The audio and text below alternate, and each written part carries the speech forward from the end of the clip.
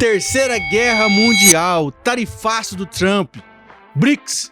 O que esses assuntos têm em comum? Vou te falar.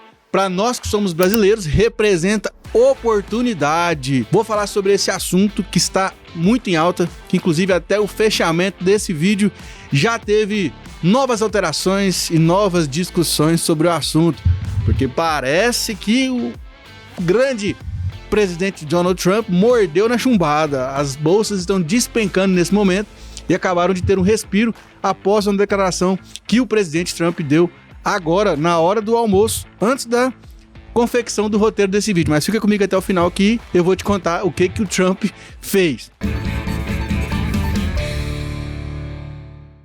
A gente está acompanhando aqui, nós estamos tendo aí tensões comerciais entre Estados Unidos, China, União Europeia, América do Sul, África, enfim, tudo quanto é lugar do mundo. O Trump tá metendo a caneta lá e tá tarifando todos os produtos, né, que estão sendo exportados para o EUA, né, para os Estados Unidos, e que os Estados Unidos está importando de outros países. E isso está acontecendo um reboliço dentro da nova geopolítica, da nova conformação que o nosso agro atua dentro do nosso cenário global. A China, né, aplicou a tarifa de 34% em produtos advindos dos Estados Unidos. E isso faz com que esse mercado do agro dos Estados Unidos, que é tão forte, né, que é um dos primeiros do mundo aí em diversas culturas, acaba sendo impactado. E isso abre também uma janela estratégica para o nosso Brasil. Por quê? Porque o Brasil, ele tá num ponto ali que ele meio que não fede nem cheira, né?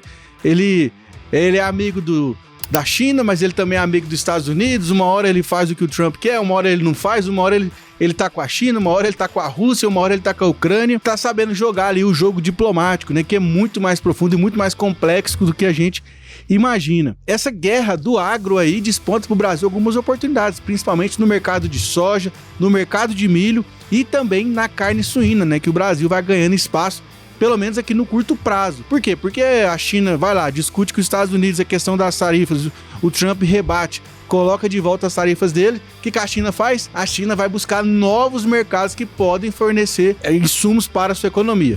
E a gente sabe que nós estamos falando aí de uma economia de aproximadamente 2 bilhões de pessoas, gente. É gente demais para comer, para tomar café da manhã, para almoçar, para jantar, para lanchar e principalmente para tomar um cafezinho que tá virando ouro o preço do café, né? Você viu o vídeo que tá na galeria aqui onde eu comentei sobre o preço do café para você. E aí, o que acontece, né? O Brasil acaba se tornando um parceiro mais estratégico devido à qualidade dos nossos produtos, né? Que nós temos aqui nosso grande produtor brasileiro que vem despontando cada dia com mais tecnologia, cada dia com mais capacitação, entregando, enfim, o que há de melhor aqui da nossa agricultura, do nosso agro brasileiro, né? Tanto da agricultura quanto da pecuária, mandando carne pro mundo, mandando soja, mandando milho. E também tem a questão da localização geográfica do Brasil, né? Então a gente tá aqui na América do Sul, a gente fica aqui mais ou menos como se fosse um entreposto entre o Oceano Pacífico e entre o Oceano Atlântico. E tem até uma discussão, né? De uma rota que vai ligar o Atlântico com o Oceano Pacífico, e isso vai reduzir essa viagem em Brasil-China em 10 dias. Isso representa um ganho logístico estratégico muito grande, que pode favorecer também oportunidades para o Brasil. Sem falar, né, gente? Primeiro, eu quero só refrisar que esse canal, ele não é de esquerda e ele não é de direita. Esse canal, ele tem um viés técnico. Como assim um viés técnico? Eu sou engenheiro agrônomo de formação, a gente está aqui comprometido em trazer informação para você. Aí, quanto ao seu posicionamento, né, eu deixo para você analisar.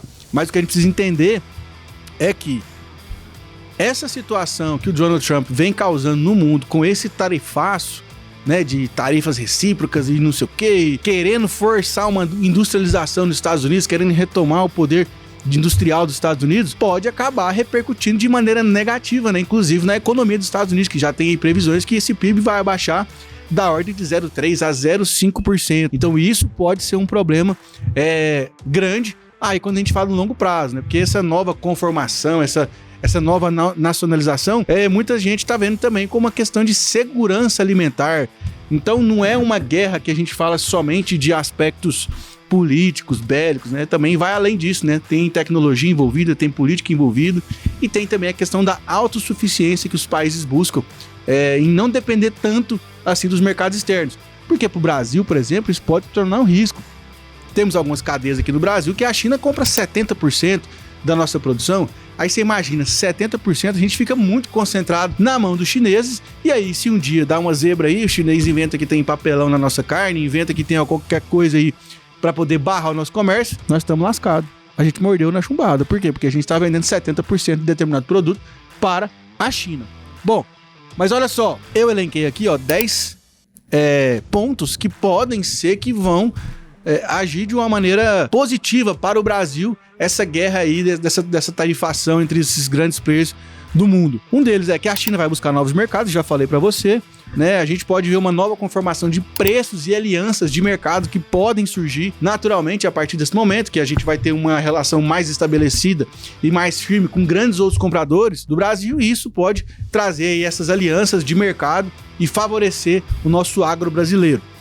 Bom, expansão do setor automotivo, né? A gente tá vendo aí grandes marcas chegando no Brasil com tudo, como a BYD, como a Xiaomi, como a GWM, mercados esses de carro que já tomaram espaço e já representam aí grande parcela da movimentação e das vendas do setor automobilístico no Brasil. Outro ponto é a questão da logística sul-americana, né? Que eu já citei que o Brasil tá num ponto estratégico, logisticamente falando, já que a gente fica aqui um entreposto entre o Oceano Atlântico e entre o Oceano Pacífico, e isso favorece a estratégia de logística entre os dois países. A questão do investimento entre infraestrutura e engenharia, né? Por quê? Porque para receber e fazer esse volume de negociação e esse volume de transporte que acontece, né? Para trazer e levar daqui, levar para lá, daqui para lá, de lá para cá, essas grandes quantidades de produtos, vão ser necessários investimentos em portos, aeroportos, rodovias, ferrovias. Então isso acaba puxando todo o sistema de uma maneira positiva para o Brasil. Outro ponto, né, é a estratégia China mais um, que é uma estratégia da China de investimento em plantas industriais em outros países, porque a China, gente, ela é tão grande, ela tem um consumo tão acelerado e tão monstro que a própria China, né, não é suficiente para atender toda a demanda que esse mercado da China tem. E eles acabam tendo que investir em outros países, em outras estruturas, para poder conseguir abraçar a demanda chinesa. A China é a China comunista e tudo mais, mas de comunista não tem nada, né? Nem de esquerdista. A China está muito mais para um sistema econômico híbrido, aí mutante, diferente do que qualquer outra coisa, né? Menos esquerdista, né? Tá longe de ser esquerda. Outro ponto é a questão da empregabilidade, né? Dos empregos que vão surgir naturalmente. Por quê? Porque vai aumentar muito essa demanda, a China vai vir buscar mais produto aqui, a Rússia vai vir buscar mais produto, a Europa, goste você ou não, né? É isso que vai acontecer, tá bom? Por quê? Esses países vão buscar outras oportunidades que não sejam os Estados Unidos para comprar soja, para comprar milho, para comprar carne, para comprar tudo quanto é produto que o nosso agronegócio oferece. Outro ponto que pode acontecer também são as empresas americanas começarem a migrar para o Brasil. Porque se a condição tributária estiver muito complicada lá, principalmente empresas que são internacionalizadas, que fazem negócio com outros países, os Estados Unidos pode acabar se tornando um ambiente inóspito para eles e eles buscarem outros mercados. Eu sei, gente, os Estados Unidos é a economia mais liberal do mundo, né? Mais capitalista que tem. Ele também tem liberdade para sair do país e ir para outro país e investir em outro negócio, tá bom? Tudo isso faz parte do game. E para encerrar esse vídeo aqui, né, é que essas crises, né, elas acabam trazendo oportunidades para nós. Então tem um ditado que fala o seguinte: não importa a cor do rato, contanto que esse rato casse os ratos. Perfeito? Então é isso, temos que fazer do limão aí uma limonada, saber administrar essa crise, saber transitar entre esses cachorros grandes aí, deixa eles brigarem pra lá, bora vender nossos produtos, ganhar dinheiro, que aí a gente vai ter muito mais sucesso e nosso agro vai crescer ainda mais, porque o cenário global tá desafiador e tá precisando de gente inteligente e capacitada como você, que tá aqui assistindo esse vídeo, que já chegou e deu o like, inscreveu no canal e compartilhou esse conteúdo. Me diz aí, você acha que vai ter oportunidade nesse mercado aí agora, com essa situação desse tarifaço do Trump e essa briga econômica aí entre China, Estados Unidos, União Europeia, Rússia?